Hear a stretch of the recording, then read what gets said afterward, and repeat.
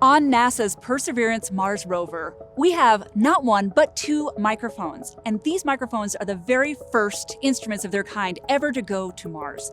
I'm Nina Lanza, and I'm a scientist at Los Alamos National Laboratory. Hi, I'm Justin Mackey, an imaging scientist at NASA's Jet Propulsion Laboratory. One of the microphones is mounted on the mast and moves around as we point the cameras. The other microphone is mounted to the rover body, and it stays fixed onto the port side of the rover. The two microphones that we sent were commercial off-the-shelf items. So these are things that you could just buy on the internet, and we put these on our rover. It gives us a new dimension for which we can explore Mars and learn about the Martian environment.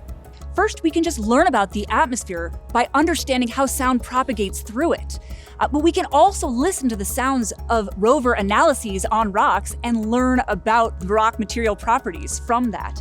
And finally, we can also listen to the sounds the rover makes to understand better the state of health of our instruments. There's a difference between Mars and Earth sounds. Sounds on Earth have very rich harmonics. You can hear multiple frequencies. It gives a really nice depth to the sound. On Mars, the atmosphere attenuates a lot of those higher frequencies, so you tend to hear the lower frequencies, and it's a much more isolated sound, a little more muted than the sounds we hear on Earth. We've put together a list of some of the sounds we've recorded on Mars to date, so let's take a listen. This is the sound of wind on Mars.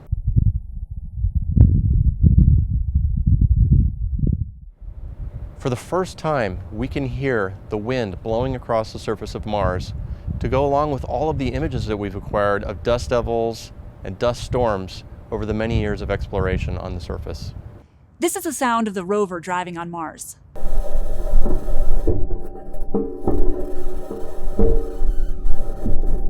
This sound might be a little bit weird because it doesn't sound like a regular driving sound, but that's because the rover's wheels are made of metal. So this metal is rolling over rocks and sand, and it makes this really clanky, squeaky sound.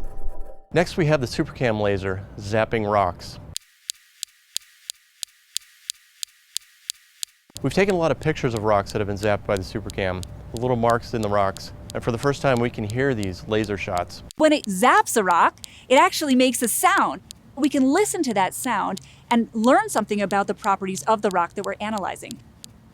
This is one of my absolute favorite sounds. This is the sound of a helicopter flying on Mars. We used this sound to actually understand the propagation of sound in general through the Martian atmosphere. And it turns out that we were totally wrong with our models. The Martian atmosphere can propagate sound a lot further than we thought it could. We've all seen these beautiful images that we get from Mars, but having sound to be able to add to those images, it makes me feel like I'm almost right there on the surface.